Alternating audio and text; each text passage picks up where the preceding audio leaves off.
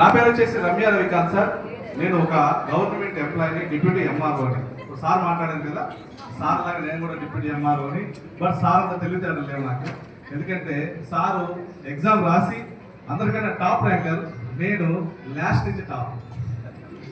కానీ వెస్టేజ్ని సార్ నేనే పరిచయం చేసిన.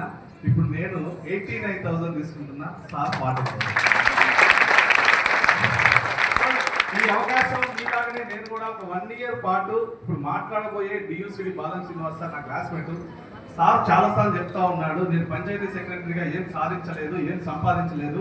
సో వెస్టేజ్లో మంచి లైఫ్ ఉంది, సప్లిమెంట్స్ వాడుకున్నాను, ఆరోగ్యం వచ్చింది, డబ్బు వస్తూ ఉంది, ఒకసారి ట్రై చేయంటే నేనైతే 100% సార్ ఆయన వంక కూడా చూడలేదు. చూస్తామా? నా job deputy MRO, green pen, sir panchayat secretary. So ఎట్లుంటుంది? కొంచెం ఈగో ఉంటుందా లేదా? ఆ ఈగోతో నేను చూడలేదు. ఎప్పుడైతే సారు నా ఇంకో ఫ్రెండ్ని జాయిన్ చేశాడు, జాయిన్ చేసిన తర్వాత ఆ ఫ్రెండ్ వాళ్ళ వైఫ్ మా వైఫ్కి ఐడియా చేసింది. సో ఆమెకు ఐడియా చేసినాక తప్పకుండా మనం రావాలా వద్దా? రావాలి, తప్పదు. ఎందుకంటే తాళం ఎవరి దగ్గర ఉంటుంది? మేడం దగ్గరే ఉంటుంది. సో మేడం వల్ల మేము ఒక మీటింగ్కి వెళ్ళి ఒక 1.5 years బ్యాక్ 2024 మార్చి 3వ తారీఖు బాగా గుర్తుంది సార్.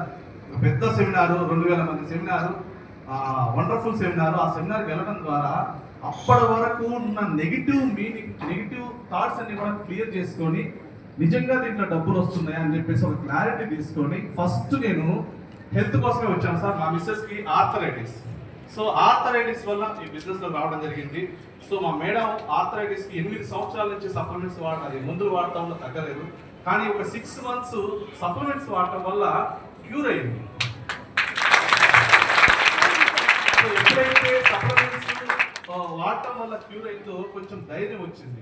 సో డబ్బు సంపాదించాలనే ఆలోచన ఫస్ట్ నుంచి ఉంది కాబట్టి గవర్నమెంట్ జాబ్ కోసం ట్రై చేస్తే జాబ్ వచ్చింది. సో గవర్నమెంట్ జాబ్లో కూడా ఒక 12 సంవత్సరాల నుంచి ఉద్యోగం చేస్తా ఉంటే నెలకు 60,000. ఎంత సార్? 60,000. 60,000. మరి 60,000 సరిపోతాయా? సరిపోవు. ఎందుకంటే కార్లో తిరగాలనే ఆశ ఉంది, ఇల్లు కట్టాలనే కోరిక ఉంది.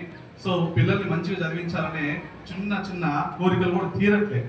ఆ 60,000 తోటి ఈఎంఐలు పెట్టుకుని ఒక ప్లాట్ కొనుక్కుంటే మళ్ళీ ఇల్లు కట్టాలంటే సర్వీస్ మొత్తము అక్కడ ఈఎంఐ తోటి అయిపోతుందనే ఉద్దేశంతో ఏదన్నా చేద్దాం అనుకున్న టైంలో నాకు ఈ అవకాశం పరిచయం.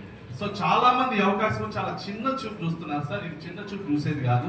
ఎందుకు చిన్న చూపు చూసేది కాదంటే ఒక ఆయమ్మ నిలబడితే ఈరోజు 4 లక్షలు తీసుకుంటాము. ఒక ఆయమ్మ 2 తరగతి జరిగే ఆయమ్మ ఈరోజు ఇంటర్నేషనల్ ఫిగర్. సో వెస్టేజ్ లో ఉన్న ప్రతి ఒక్కరికి బీబీ అంటే తెలుసు. మరి ఆ బీబీ ఏం చేసిందంటే సప్లిమెంట్స్ వాడుకుంటూ వెస్టేజ్ లో నిలబడి ఈరోజు గట్టిగా 4 సంవత్సరాలు అప్లైనర్ చేయబట్టుకొని ఎండొచ్చినా వానొచ్చినా ఎవరు పిలిచినా వచ్చినా రాకపోయినా నిలబడితే ఈరోజు 4 లక్షలు తీసుకుంటా ఉంది సార్. 8,000 జీతం ఎక్కడ, 4 లక్షలు నెలకిరకం ఎక్కడ? ఈరోజు 4 లక్షలు సంపాదించాలంటే డిగ్రీలు, పీజీలు, ఎంబీఏలు, బీటెక్లు, అవునా కదా? ఎన్ని టెక్లు ఉన్నా కూడా బయట 20,000 ఇస్తా ఉన్నారు. అందుకని ఎక్కిస్తున్నారా? ఇవ్వడానికి అవకాశమే లేదు. ఎందుకంటే కాదు అంటే నీ వెనకాల 100 మంది లైన్లో నిలబడుతున్నారు నీ ఉద్యోగం చేయడానికి. సో కాంపిటీషన్ పెరిగిపోయింది. ఒకప్పుడు గవర్నమెంట్ జాబ్ కోసం ఎంతో ఓపికగా ప్రిపేర్ అయ్యే మనము ఈరోజు జాబ్ కోసం ప్రిపేర్ అవుదామన్న నోటిఫికేషన్ లేవు. ఉన్నాయా? లేవు. లైఫ్ అంతా పాడైపోతా ఉంది. సో ఇటువంటి ఒక గొప్ప అవకాశం పట్టుకొని చాలా మంది సక్సెస్ అయ్యారు సార్. సో టైం లేదు. సో మిమ్మల్ని చాలా ఇబ్బంది పెట్టాం కాబట్టి సో మన గ్రేట్ లీడర్ ఇన్వైట్ చేసుకుందాం. నేనైతే ఈరోజు లీవ్ పెట్టి మరి సీరియస్ గా పనిచేస్తా ఉన్నా. నెక్స్ట్ ఇయర్ డిసెంబర్ కల్లా 5 లక్షలు తీసుకోవాలని చెప్పి గోల్ పెట్టుకుని పనిచేస్తా ఉన్నా. Thank you sir. Thank you.